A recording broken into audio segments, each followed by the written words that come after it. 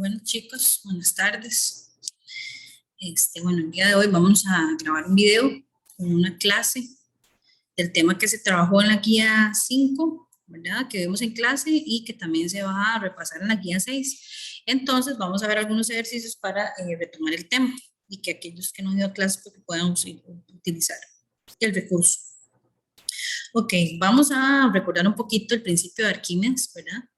Eh, Esa teoría lo que dice es que cuando un objeto, ¿verdad?, es sumergido en un recipiente con un líquido, va a haber una parte del líquido desalojado, ¿verdad? Como cuando, no sé, en una piscina, por ejemplo, donde ingresan varios niños, pero al pasar la capacidad, parte del agua se va a desalojar, el agua se va a salir, ¿verdad? Entonces, el principio se explica a través del principio de Arquímedes, donde se habla de una fuerza de empuje, perdón, que es provocada por un fluido. Específicamente, ¿verdad? Hablamos de agua, pero también podrían ser otros líquidos. ¿Qué dice esta ley? En resumen, lo que dice es que todo objeto que esté totalmente sumergido o parcialmente sumergido va a experimentar una fuerza de empuje vertical hacia arriba, ¿verdad? Por ejemplo, un objeto que esté totalmente sumergido, podríamos hablar de los submarinos, ¿verdad? O ligera o parcialmente sumergido, es decir, una parte que se sumerge debajo del líquido y otra que queda expuesta. Entonces, como vimos en clase, vamos a ver la fórmula, ¿verdad? Que la tenemos en esta diapositiva, que dice que para averiguar el empuje hidrostático, recordemos que el empuje hidrostático es lo mismo que fuerza de empuje, ¿verdad? Es decir, vamos a determinar qué fuerza tiene el agua sobre un determinado objeto. Ahora hay varias variables, valga la redundancia, que influyen, que son la densidad y la gravedad. Recordemos que la gravedad siempre la vamos a tener, ¿verdad? Que es la de 9,8 metros por segundo al cuadrado. La densidad que nos la tienen que dar, ya sea el agua, el aceite, el alcohol, y se trabaja en kilogramos por metro cúbico.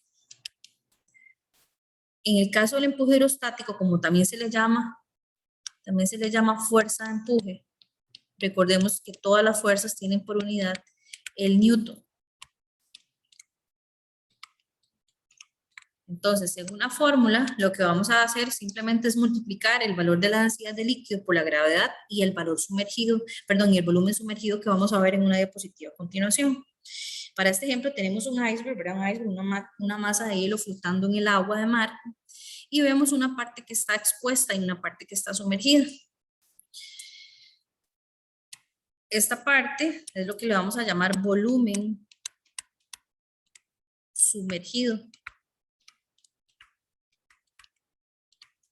Y evidentemente la parte que está arriba, la parte que no está sumergida, ¿verdad? Entonces, volumen no sumergido. Si por ejemplo yo dijera que todo este iceberg tiene un volumen de 1000 metros cúbicos, y yo les indico que el volumen sumergido es de 200 metros cúbicos, eso indica que el volumen sumergido representa 800 metros cúbicos, es decir, del volumen total le restamos el volumen no sumergido para saber el volumen sumergido, ya que recordemos, como vimos en la diapositiva anterior, que lo que necesitamos es el volumen sumergido. Ahora, podría ser que ese cuerpo esté parcialmente sumergido, como en este caso, o que esté totalmente sumergido. Entonces, por ejemplo, si yo digo, el submarino está totalmente sumergido, determine la fuerza de empuje. Entonces, quiere decir, ahí vamos a tomar el volumen total de ese cuerpo. Entonces, vamos con varios ejemplos. Ahí tenemos la fórmula arriba, dice, una caja metálica tiene un volumen de 200 metros cúbicos y está flotando en agua, como se observa en la figura 1, del lado derecho. Hallar el empuje hidrostático. ¿Qué vamos a hacer primero? Vamos a sacar los datos como yo les he enseñado. Entonces, por acá tenemos el volumen. Es importante decir que ese volumen que me están dando ahí es el volumen de toda la caja. Y vamos a ponerle un robot. Ese volumen es el de toda esta caja. O sea, toda esta caja tiene un volumen de 200 metros cúbicos. Y como vemos en la figura, me están señalando la parte de arriba. Están diciendo que la parte de arriba que no está sumergida es de 3 metros cúbicos, lo cual indica que para poder obtener el volumen sumergido, que sería la parte de abajo, vamos a restarle a 200 los 3 metros cúbicos que están afuera. Entonces,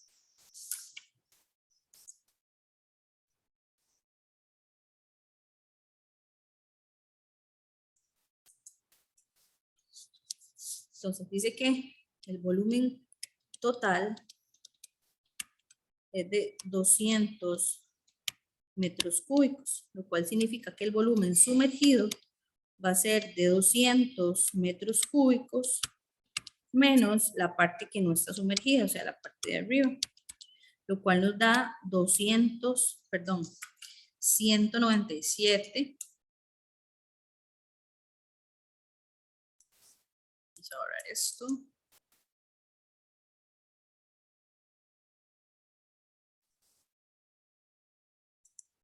Ok, eso nos da 197 metros cúbicos. Entonces ya tenemos el volumen sumergido.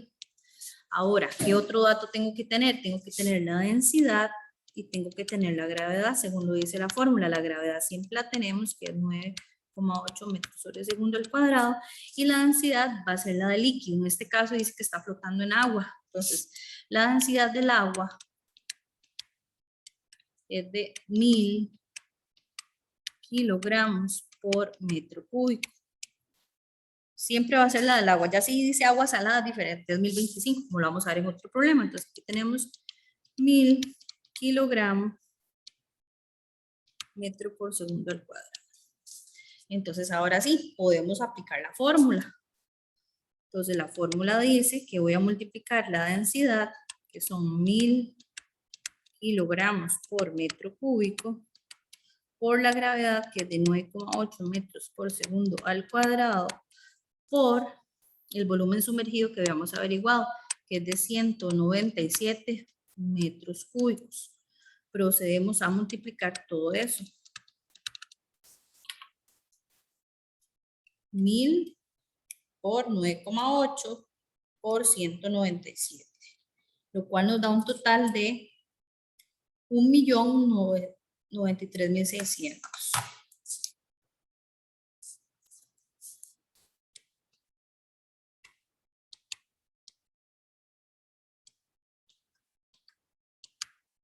Newtons. Recordemos que la fuerza de empuje es en newtons. Ok, entonces recordemos. Cuando dice una caja metálica tiene un volumen de 200 metros cúbicos, se refiere a toda la caja. Ahora sí, el dibujo me indica a mí que toda esa caja solo está sumergida en una parte quedó afuera. Entonces, que esa parte que a mí no me dieron, que es la de abajo, es la que yo necesito. Y la saco a partir del SARREST. Y aplico la fórmula. Vamos con el segundo ejemplo. Dice que hay un iceberg que está flotando en el agua del mar, cuya densidad es de 1025 kilogramos por metro cúbico. De 78 metros cúbicos, la tercera parte está sumergida. Hallar el empuje hidrostático. Entonces, vean lo que nos están diciendo. Lo que nos están diciendo es que de todo esto tiene un volumen de 78 metros cúbicos, lo que llamaríamos volumen total. Y que la parte que está sumergida, o sea, esta de acá, representa la tercera parte de 78. ¿Ok? El volumen sumergido. Eso quiere decir que el volumen sumergido va a ser 78 dividido entre 3. ¿Por qué? Porque me están hablando de la tercera parte, o sea, 78 dividido entre 3. Lo cual es 26 metros cúbicos. Me dan la densidad también acá, que dice que la densidad es de 1025. Recordemos que si es agua, ¿por qué es de 1025? Porque el agua tiene sal. Eso la hace más densa todavía. Y por último me piden investigar la fuerza de empuje. Entonces, ¿cómo calculamos la fuerza de empuje? Multiplicamos, recordemos, vamos a tomar la fórmula de la diapositiva anterior.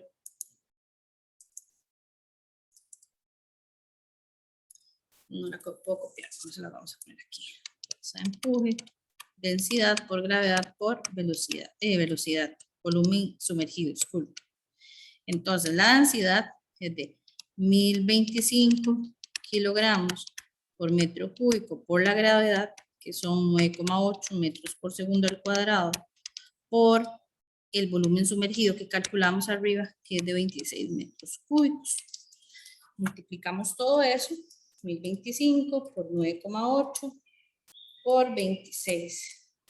Y eso nos da 261.170 newtons. Recordemos que la fuerza de empuje o empuje hidrostático es en newtons.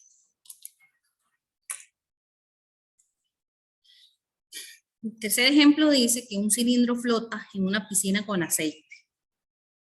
Ahí vemos que el líquido, el fluido es aceite. Si la densidad es de 1.300 kilogramos sobre metro cúbico y el empuje hidrostático es de 660 newtons, determine el volumen sumergido del cilindro. ¿Qué está pasando aquí? Me están dando la densidad, siempre tenemos la gravedad, y me están dando el empuje hidrostático, que es de 660 newtons. O sea, me están dando esto. ¿Qué no me están dando?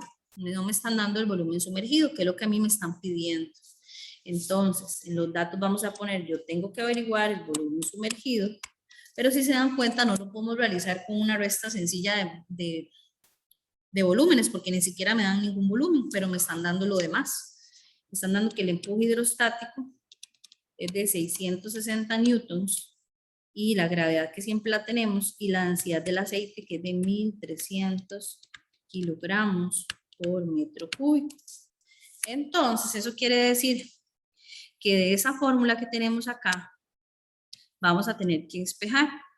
Vean que en este caso nosotros queremos dejar solo el volumen sumergido, entonces esto que está acá, la densidad y la gravedad, está multiplicando el volumen, entonces lo vamos a mandar a dividir al empuje hidrostático, de manera que la fórmula nos queda: empuje hidrostático lo vamos a dividir entre la densidad por la gravedad, y eso va a ser igual al volumen sumergido.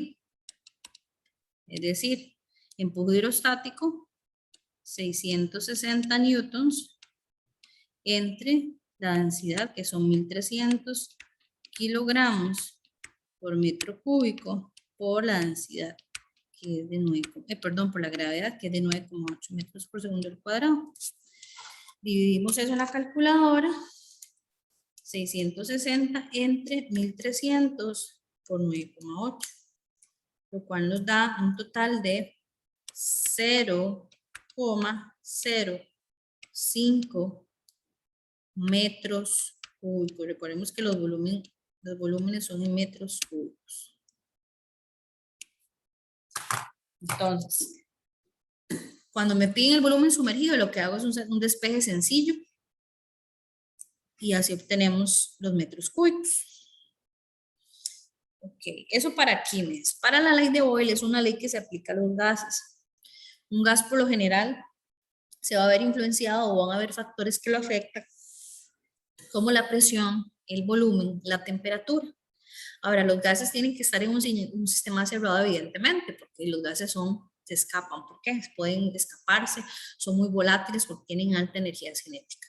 Pero la ley de Boyle lo que dice es que cuando hay un gas en un sistema cerrado, la presión es inversamente proporcional al volumen. Por ejemplo, veámoslo así, en los pulmones, cuando nosotros inhalamos aire, los pulmones se ensanchan. Cuando exhalamos el aire, los pulmones disminuyen. Entonces disminuyen su tamaño.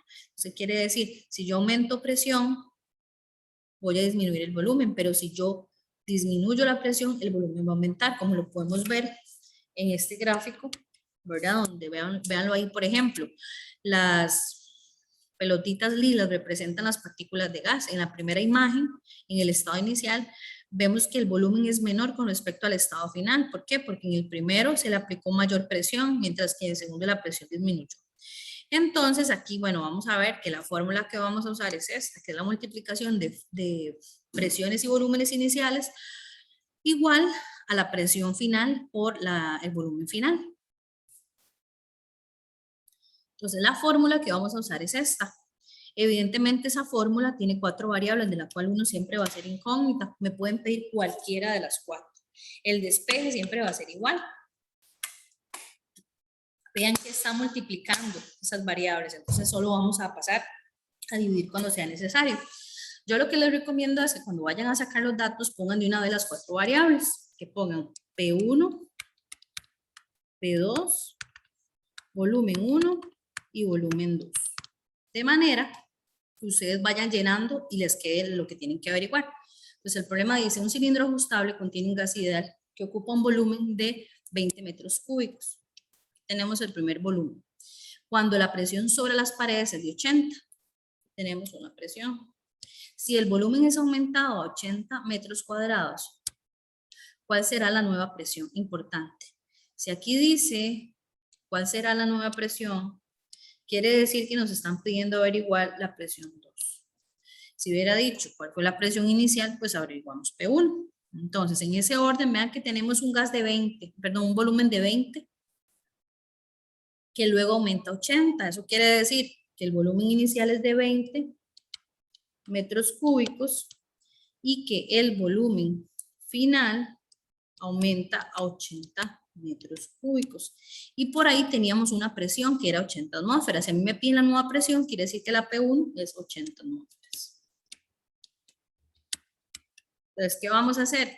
En esta fórmula, nuestra variable, nuestra incógnita es P2, lo cual indica que el volumen 2 nos está molestando ahí. Entonces, él está multiplicando, lo vamos a pasar al otro lado a dividir a la presión 1 y el volumen 1. Entonces, eso me va a quedar presión 1 por volumen 1, lo voy a dividir entre el volumen 2 que mandé al otro lado a dividir, y eso va a ser igual a la presión 2, que es mi variable. Entonces, ¿ahora qué procedo? Sustituyo nada más. Presión 1, 80 atmósferas. Volumen 1, 20 metros cúbicos. Volumen 2, 80 metros cúbicos. Metros cúbicos con metros cúbicos se eliminan. Y procedemos a multiplicar 80 por 20 entre 80. Que es lo mismo que decir, se cancela 80 con 80 y me queda una presión 2 de 20. Recuerden que la presión trabaja con pascal y con atmósfera. En este caso veníamos trabajando con atmósferas, entonces el resultado lo damos en atmósferas. Ok, ejemplo número 2. Un cilindro presenta un volumen de 90 mililitros. A temperatura ambiente, su presión es de 20 atmósferas. Calcule la presión inicial si el volumen disminuyó a 12 mililitros. Entonces, como les dije ahora, vamos a poner P1, P2, volumen 1 y volumen 2. Dice que el cilindro presenta un volumen de 90 mililitros, es decir, un volumen inicial. A temperatura ambiente, su presión es de 20 atmósferas. Calcule la presión inicial si el volumen disminuyó a 12. Entonces vean que el primer volumen era 90 y luego disminuyó a 12. Eso quiere decir que eso es el volumen 2. Y dice que lo que aquí tengo que tener cuidado porque dice calcule la presión. Cuando normalmente vemos una presión aquí tomamos que es la presión 1, pero en este caso la restricción la hace la pregunta que dice calcule la presión inicial. O sea, me están pidiendo P1. Por lo tanto, 20 atmósferas va a corresponder a la presión 2. Entonces, partiendo de esta fórmula, si nos damos cuenta, ahí nuestra variable es exactamente la presión 1. Entonces, tenemos que hacer un despeje como el que hicimos en el problema anterior. La diferencia es que estamos hablando de P1. Entonces, aquí nuestra variable es P1. ¿Qué tenemos que hacer con el volumen 1? Está multiplicando, va a pasar al otro lado a dividir. De manera que me va a quedar que P1 es igual a lo que ya tenía al otro lado, que es presión 2 por volumen 2, entre el volumen 1, que lo estamos mandando a dividir. Entonces, ahora sí, una vez que yo hago eso, ya puedo sustituir, como dicen los otros problemas. Entonces, dice que la presión 2 es de 20 atmósferas. Eso lo voy a multiplicar por el volumen 2, que son 12 mililitros, entre el volumen 1, que es de 90 mililitros. Se van los mililitros. La respuesta me va a dar en atmósferas. Estamos hablando de presión y dice que 20 por 12 dividido entre 90 me da exactamente 2,67 atmósferas. Recordemos poner el resultado a 2 decimales y redondeado. Y por último, en el problema 3, Vean que aquí hicimos despeje tanto para P1 como para P2. Ahora en el problema 3 vamos a hacer un despeje, pero para volumen. ¿Ok? Entonces dice que un gas ocupa un volumen de 34 metros cúbicos y en un recipiente ajustable y la presión es de 12 atmósferas. La masa y la temperatura del gas permanece constante y la nueva presión es de 6 atm, o sea, 6 atmósferas. Calcule el nuevo volumen del gas. Entonces, hacemos igual, presión 1, presión 2, volumen 1, volumen 2. Dice que el volumen inicial era de 34 metros cúbicos, ¿verdad? Y luego dice que tiene una presión de 12 atmósferas y una nueva presión, es decir, P2, que es de 6 atmósferas. Calcule el nuevo volumen del gas, o sea, me están pidiendo el volumen 2. Entonces, eso quiere decir que nuestra variable es el volumen 2, o sea, este que está acá. Entonces, ¿qué pasa? Lo mismo, como P2 está aquí multiplicando, yo tengo que pasar al otro lado a dividir, de manera que me va a quedar P1 por V1 se va a dividir entre presión 2 y eso va a ser igual al volumen 2. Y entonces ya podemos sustituir como hicimos en el problema anterior. Entonces dice que la presión 1 es de 12 atmósferas. Eso lo vamos a multiplicar por el volumen inicial, que era de 34 metros cuadrados, cúbicos, perdón. Y lo vamos a dividir entre la presión 2, que son 6 atmósferas. Se calculan las atmósferas y multiplicamos 12 por 34 entre 6. Y eso nos dice que el volumen 2 es de 68 metros cúbicos. Por ejemplo, aquí, ¿qué hubiera pasado? Sin un problema me piden, en vez del V2, me piden el V1. Entonces, la fórmula es la misma. P1 por volumen 1, presión 2 por volumen 2. En este caso, si a mí me hubieran pedido el volumen 1, este P1 que está acá lo vamos a mandar al otro lado a dividir. De manera que me queda volumen 1 es igual a presión 2 por volumen 2 entre la P1. Y esa sería la fórmula para averiguar el volumen 1. Entonces recuerden, la fórmula sale de la fórmula real, de la fórmula original de ley de Boyle, y ahí nos llevamos a puro despeje. Ok, chicos, si tienen alguna duda, me escriben por chat. Recuerden enviar la guía en el día correspondiente. La guía 6 la vamos a realizar en clase, ¿verdad? Entonces, aquellos que vayan a clase, pues la van a realizar ahí, y si no tienen chance de entregarla antes del 13 de septiembre. Saludos y cualquier cosa me escriben.